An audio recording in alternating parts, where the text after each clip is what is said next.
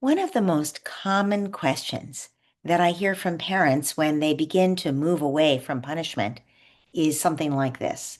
If I'm not punishing my child, how will they learn a lesson?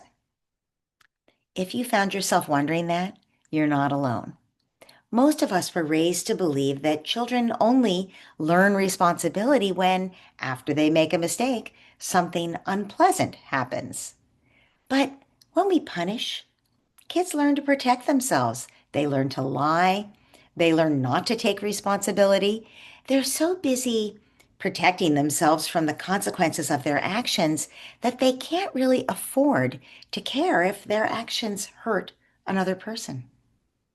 I'm Dr. Laura Markham, and today I want to talk with you about how kids learn to make repairs.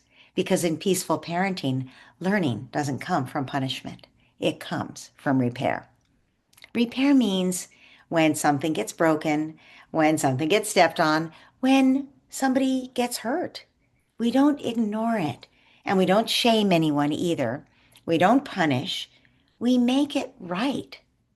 In families that practice peaceful parenting, repair becomes a family value.